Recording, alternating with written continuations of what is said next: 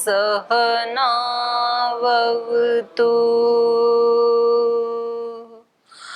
सहनौ भुनक्तु सह वीर्यं करवावहै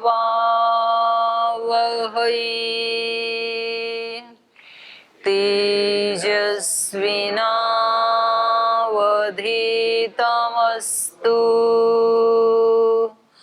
मा विद्विषावहै।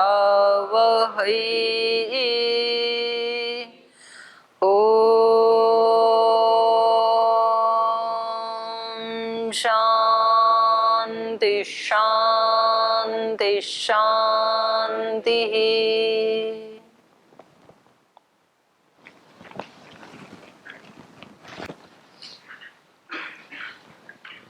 तो ये 28 अशक्तियों के बारे में बता रहे थे ना।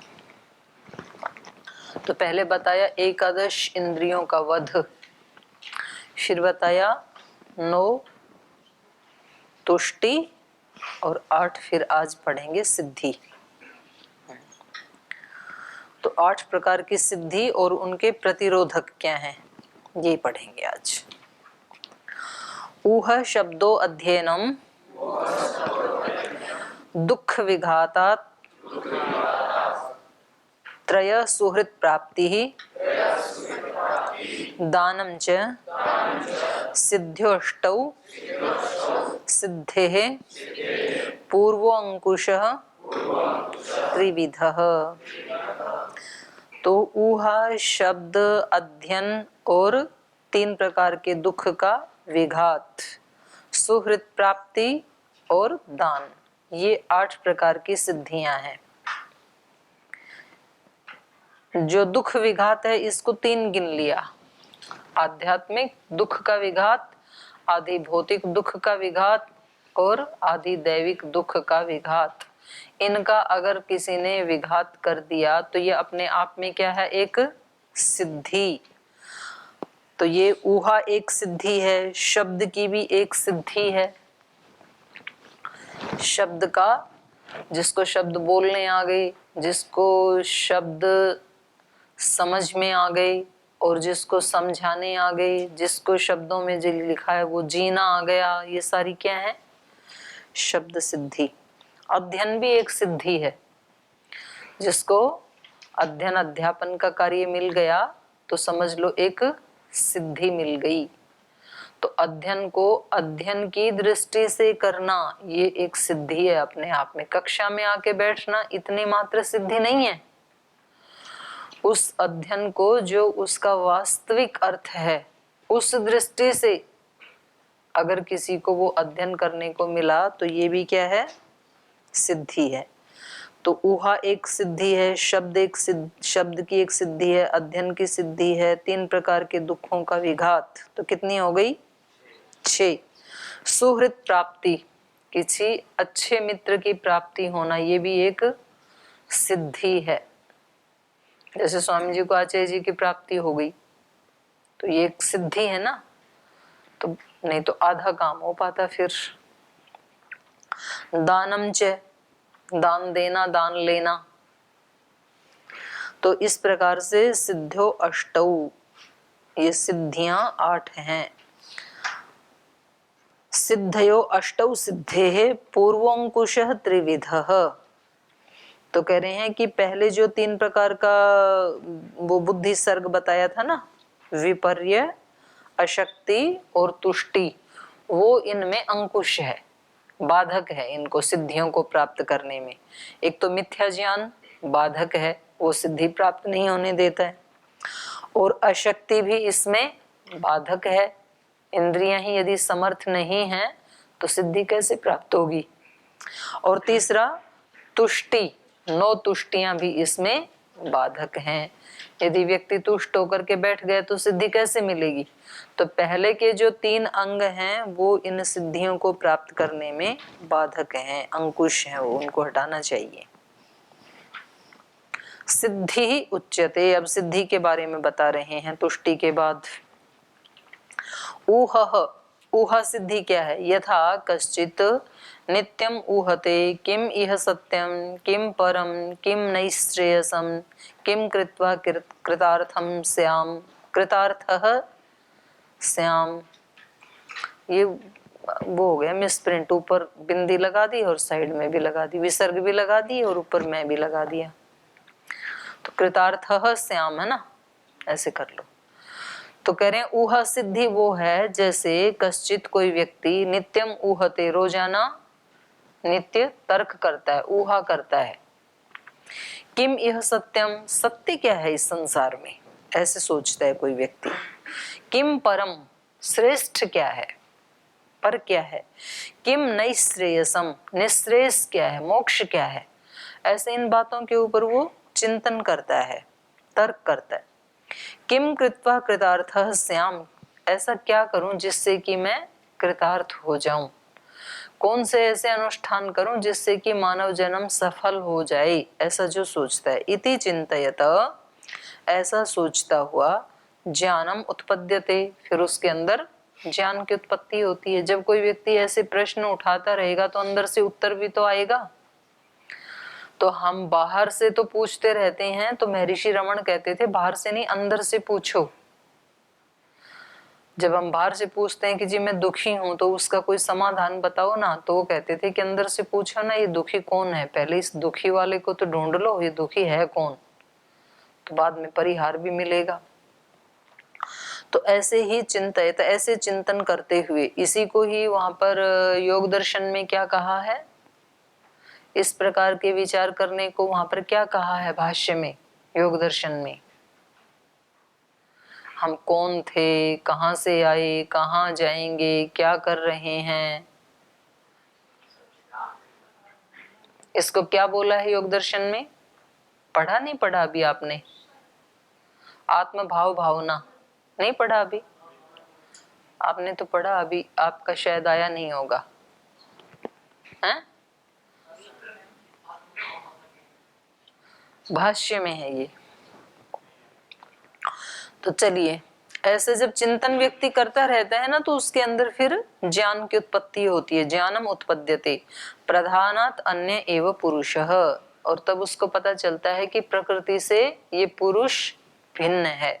प्रधानात अन्य एव, उससे भिन्न ही है पुरुषः। इतो अन्य बुद्धि ही, मूल प्रकृति से तो ये पुरुष भिन्न है, जीवात्मा अलग है। और इतो अन्य बुद्धि ही, इस पुरुष से भी बुद्धि भिन्न है। और बुद्धि अन्यो अहंकार, उससे बुद्धि से भी अहंकार भिन्न है। अन्यानि तन्मात्राणि इंद्रियाणि, और उस अहंकार से भी तन्मात्राएं अलग हैं और इंद्रियां अलग हैं। पंच महाभूतानि, तन्मात्राओं से भी पांच भूत भिन्न हैं। इति एवं तत्व ज्ञानम उत्पद्यते, तो इन सब को अलग अलग जब वो देख लेता है या अपने अंदर ही महसूस कर लेता है तो उसको तत्व ज्ञान की उत्पत्ति हो जाती है। तत्व ज्ञान माने यथार्थ ज्ञान, कि ये किस किस का ग्रुप है और इनका क्या क्या स्वरूप है, क्या क्या लक्षण है, ये सब उसको ठीक ठीक पता चल जाता है। इसी को तत्व ज्ञान कहा। ये न मोक्षो भवति, और उससे फिर मोक्ष हो जाता है तत्व ज्ञान से।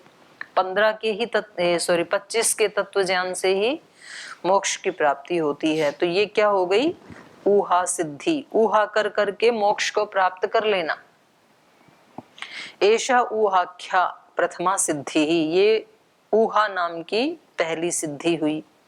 तथा शब्द ज्ञानात, और ऐसे ही शब्द ज्ञान से भी सिद्धि हो जाती है। शब्द ज्ञान से कैसे होती है, प्रधान पुरुष बुद्धि अहंकार तन्मात्र इंद्रिय पंच महाभूत विषयम ज्ञानम भवति ततः मोक्षः इति एषा शब्दाख्या सिद्धि ही।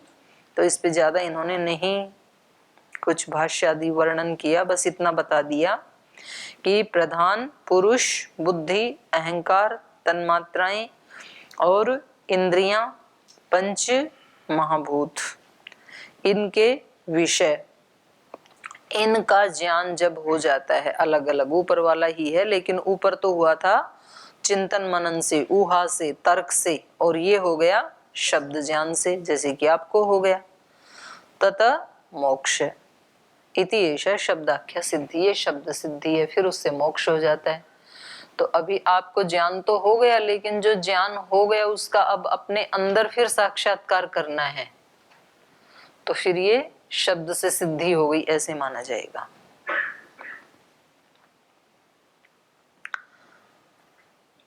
ततो मोक्ष इति एषा शब्दाख्या सिद्धि अध्ययनात्, अध्ययन से भी होती है। किसी को कोई शब्द ज्ञान देने वाला नहीं है, लेकिन वो खुद ही अध्ययन करता है, तो वेद आदि शास्त्र अध्ययनात् पंचविंशति तत्व ज्ञानम प्राप्य तेन मोक्षम याति इति एषा तृतीया सिद्धि ही। वेद आदि शास्त्रों का अध्ययन करने से पंचविंशति तत्व ज्ञानम प्राप्य 25 का तत्व ज्ञान यथार्थ ज्ञान प्राप्त करके तेन मोक्षम याति, फिर मोक्ष को प्राप्त हो जाता है। खुद ही पढ़ता है, फिर चिंतन मनन करता है, फिर निधिध्यासन करता है, फिर व्यवहार काल में उसको उतारता है, फिर मोक्ष को प्राप्त हो जाता है। तो इसको अध्ययन सिद्धि कहा। वो तो सुना शब्द तो किसी से, शब्द में बताया आचार्य ने, और ये तो खुद ही अध्ययन किया। तो ये अंतर है दोनों में, है?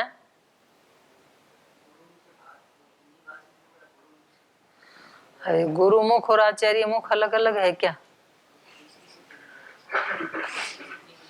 माइक लो।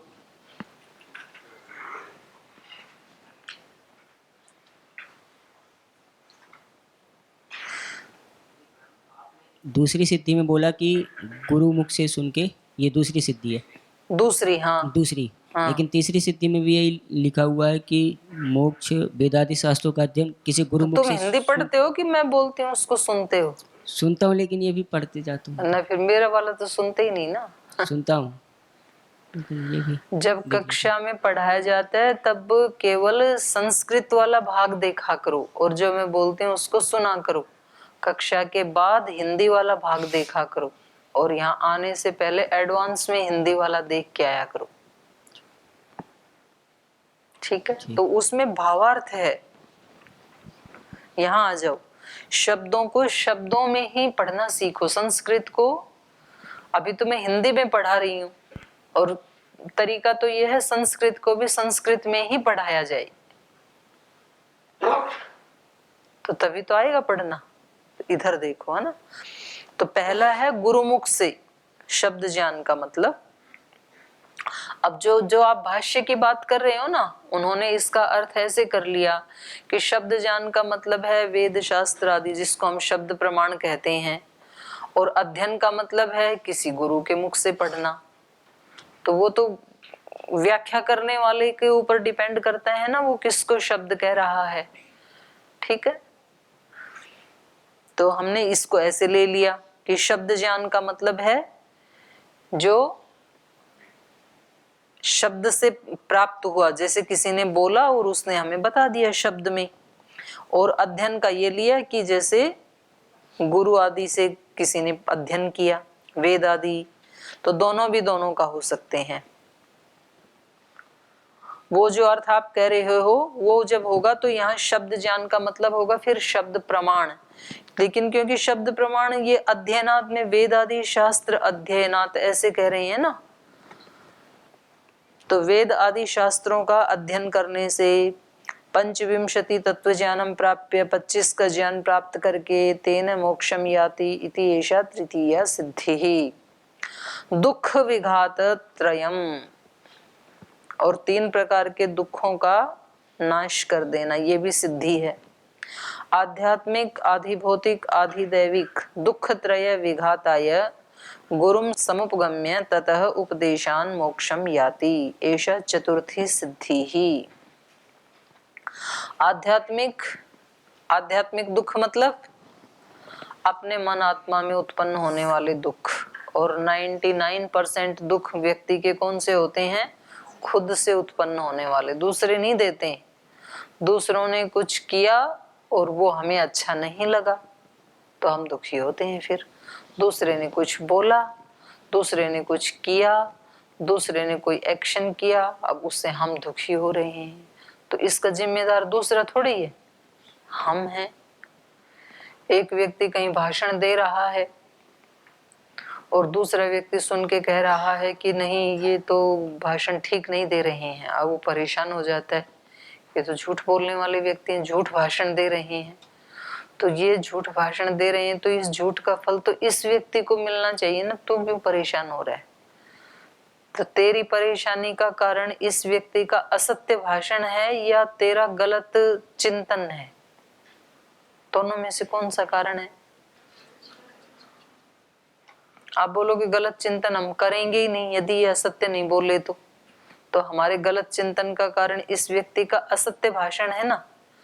वो व्यक्ति कह रहा है आपको असत्य लग रहा है, मैं तो सत्य बोल रहा हूं। तो अब मेरे सत्य भाषण को आप असत्य भाषण माने तो ये आपकी परेशानी है ना, इसमें मैं क्या करूं?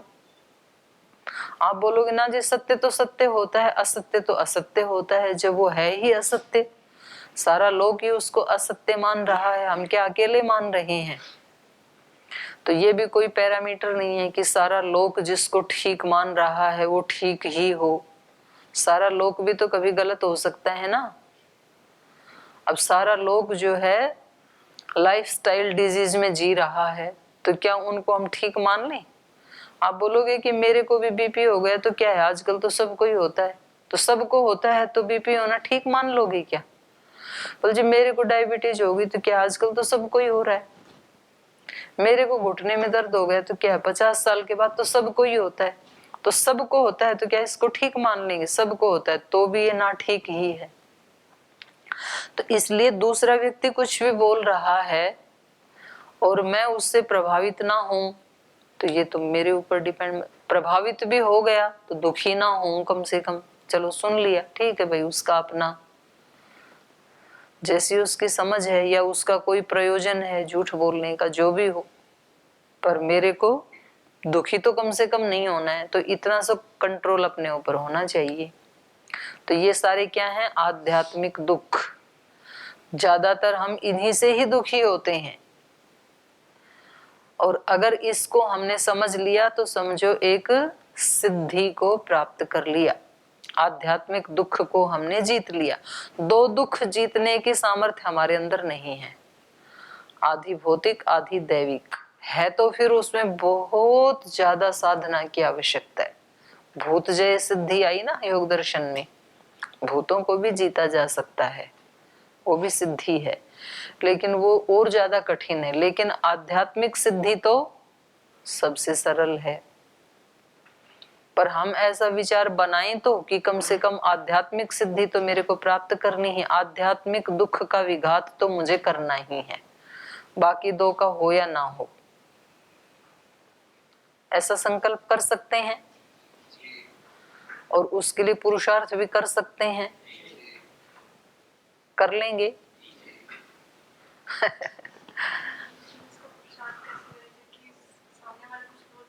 बोलेगा वही तो सिद्धि है, वही तो पुरुषार्थ है। कंट्रोल ना होना, उसके लिए आपको करना क्या है? कुछ करना पड़ता है? किसी व्यक्ति ने कुछ बोला और आप दुखी हो गए या उल्टा बोल दिया, उसके लिए आपको कुछ करना पड़ता है? कोई तपस्या करनी पड़ती है? उसके लिए तो कुछ भी नहीं करना पड़ता। एक्शन का रिएक्शन तुरंत ही होता है। पर रिएक्शन ना हो उसके लिए तो पुरुषार्थ करना पड़ता है। उसी का नाम ही पुरुषार्थ है। पुरुषार्थ मतलब पुरुष का प्रयोजन, वो ही पुरुषार्थ है। तो उसमें जोर तो पड़ेगा। ऐसे थोड़े नहीं है कि किसी ने बोला और आपके ऊपर कोई प्रभाव ही ना हो।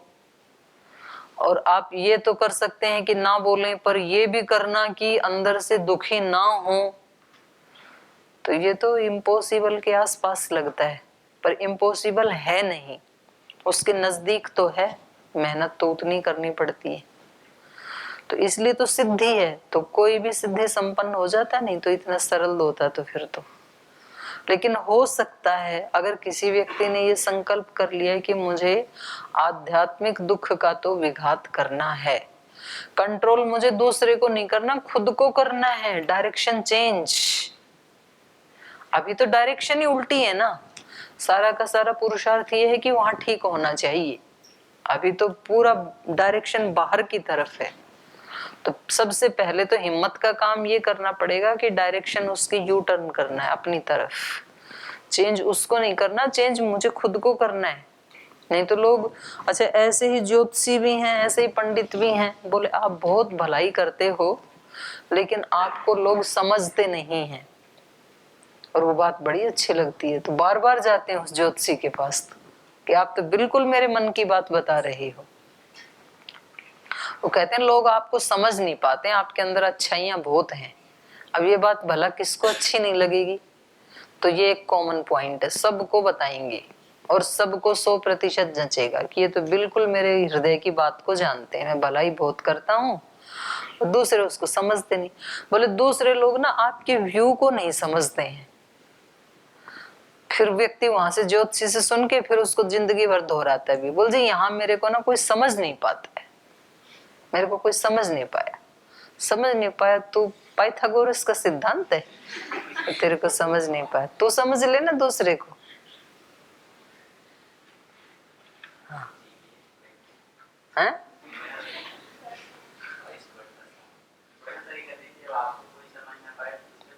तो आप तो समझ लो दूसरे को, अपने को तो समझ लो। तो इसलिए सबसे पहला स्टेप है आध्यात्मिक दुख दूर करने का, अपनी जिम्मेदारी खुद लेनी है। यूटर्न इधर कि मुझे चेंज दूसरों को नहीं करना, चेंज खुद को करना है कि मैं उनसे प्रभावित ना हूं, कम से कम ये मुझे चेंज करना है। हो जाता है, फिर थोड़ा पुरुषार्थ तो करना पड़ता है, हो जाता है। कभी कभी एक बार होगा फिर उसको जल्दी कंट्रोल कर लोगे। शुरुआत में क्या होगा, परेशान तो होंगे लेकिन थोड़ी ही देर में उसको आधे घंटे में 1 घंटे में आप ठीक कर लेंगे। आपको याद आएगा ना ये कि भाई मेरे को कंट्रोल उसको नहीं करना, खुद को करना है। तो आप अपने मन को और बुद्धि को निर्देश देंगे कि अब बिल्कुल ठीक हो जाओ और बिल्कुल पूरे शांत मन से अगले काम में लग जाओ, परेशान मत रहो, क्योंकि मेरे लिए यही पुरुषार्थ है कि मैं अपने मन को और अपने बुद्धि को परेशान ना होने दूं। तो ये आध्यात्मिक सिद्धि हो गई। फिर आधि भौतिक सिद्धि, भूतों को भी विजय करना। भूत मतलब भूतों से हमारा शरीर बना, भूतों से ही हमारी इंद्रियां बनी हैं। तो अपने शरीर पर, अपनी इंद्रियों के ऊपर अपना पूरा कंट्रोल, पूरा नियंत्रण। जब चाहें शरीर को, इंद्रियों को वहां लगा दें, जब चाहें हटा लें। और ऐसे ही बाहर के जो भूत हैं वो भी प्रभाव ना डालें हमारे ऊपर। और आधि दैविक, दैव योग से भी कुछ दुख होते हैं ना, अतिवृष्टि अनावृष्टि आदि। तो अब हो ही गया, बाढ़ आ ही गई, घर बह ही गया, तो अब तो दुखी होने से क्या फायदा है, वो तो बह गया, वो तो वापस आएगा नहीं। अब नया कैसे बनाएं उसके ऊपर चिंतन करते हैं। तो वो जल्दी कंट्रोल कर लेगा। जो व्यक्ति जागरूक होगा कि मुझे ये सिद्धि प्राप्त करनी है, तो वो उस चीज का, उससे असर तो होगा उस पे, लेकिन वो जल्दी ही कंट्रोल कर लेगा फिर चीजों को। तो ये सिद्धि हैं तीनों, आध्यात्मिक, आधि भौतिक, आधि दैविक। दुख त्रय विघाताय गुरुम समुपगत्य, उसके लिए फिर वो गुरु के पास जाता है। ततः उपदेशान मोक्षम याति, और फिर उसके बाद उससे उपदेश लेता है कि कैसे इनको ठीक करूं, अपने 3 प्रकार के दुखों को हटाऊं। वो उपदेश देते हैं, फिर वैसा करता है और फिर मोक्षम याति, मुक्त हो जाता है। अभी तो बताया दैविक दुख यही तो है कि अतिवृष्टि अनावृष्टि हो गई तो हो गई ना। अब आपके दुखी होने से भी तो वो वापस तो नहीं आएगी ना, बारिश को वापस तो नहीं ना ले सकते, बाढ़ में बह गया उसको वापस नहीं ला सकते ना। खुद को, आत्मा को तो कोई नुकसान हुआ ही नहीं, परिवार को हुआ, संबंधों को हुआ, आप तो बचे ही हुए हो दुखी होने के लिए। आप भी नहीं बचते तब तो बहुत अच्छी बात थी, फिर तो कोई बचा ही नहीं दुखी होने के लिए। आप दुखी हो रहे, इसका मतलब आप तो बच गए। तो जो नुकसान हुआ परिवार का, संबंधों का, घर का, तो वो तो हो ही गया। आपके दुखी होने से तो वापस तो नहीं ना आएगा। तो अब ये सोचो कि नई झोपड़ी कहाँ बनानी है शांत रह करके, तो फिर तो दुखी होने वाला रहा ही नहीं ना। तो ये तो शुक्र करो कि आधा ही गया कम से कम, तो अब एक हाथ से जीवन यापन करेंगे। हाँ, तो बचने का तो यही उपाय है। चलिए,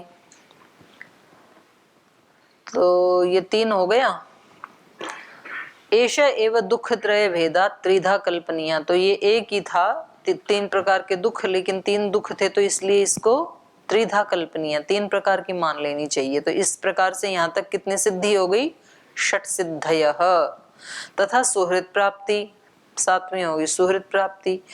यथा कश्चित सुहृद ज्ञानम अधिगम्य मोक्षम गच्छति, जैसे कोई किसी का ऐसा मित्र हो अच्छी अच्छी सलाह दे और उसकी सलाह मान करके कोई मोक्ष को प्राप्त कर जाए, तो ये भी एक सिद्धि है। एषा सप्तमी सिद्धि।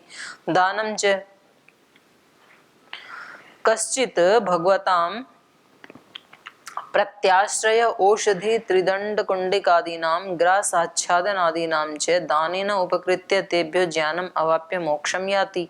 जैसे कोई किसी भगवताम माने भगवत भक्त को प्रत्याश्रय अपने घर में आश्रय देता है, औषधि अगर उसको जरूरत है तो कोई औषधि आदि देता है, या गिलोय घनवटी आदि टॉनिक दे देता है, त्रिदंड कुंडिकादि नाम दंड कमंडलु आदि दे देता है, ग्रास आच्छादन आदि नाम, और भोजन छादन, ग्रास माने भोजन, भोजन छादन आदि, आच्छादन माने बिछाना ओढ़ना बिस्तर आदि दे देता है, और दानेन उपकृत्य, और दान दे देता है। तो इन सब के द्वारा उपकृत होकर के और बदले में तेभ्य उनसे ज्ञानम अवाप्य, उनसे ज्ञान प्राप्त करता है कि जी हमने आपको सब दिया, अब आप हमें ज्ञान दो, और फिर उसको आचरण करके मोक्षम याति।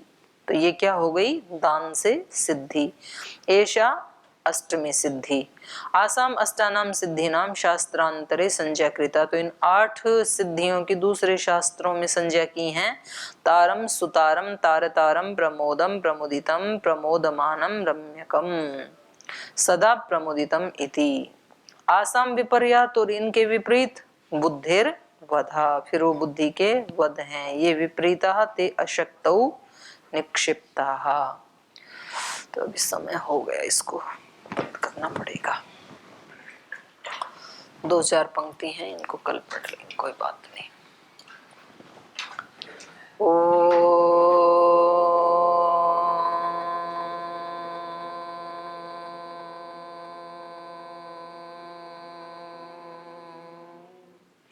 शांति शांति शांति। श्री गुरुभ्यो नमः।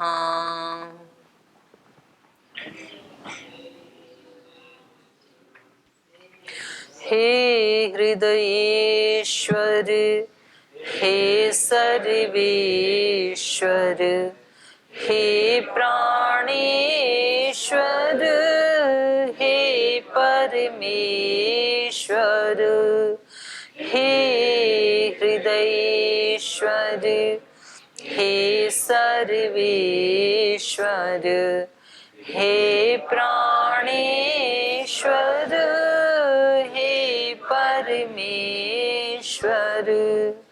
हे समर्थ, हे करुणा सिंधु, हे समर्थ, हे करुणा सिंधु, विनती स्वीकार करो,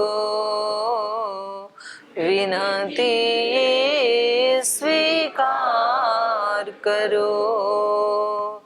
भूल दिखा कर उसे मिटा कर, भूल दिखा कर उसे मिटा कर, अपना प्रेम प्रदान करो, अपना प्रेम प्रदान करो।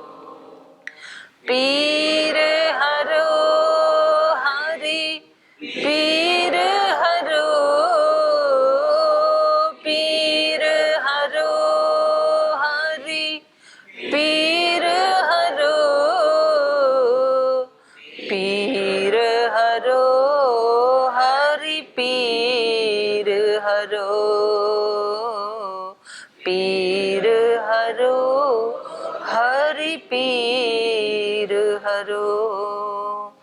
हे हृदयेश्वर, हे सर्वेश्वर, हे प्राणेश्वर, हे परमेश्वर, हे प्राणेश्वर, हे परमेश्वर, हे प्राणेश्वर, हे परमेश्वर।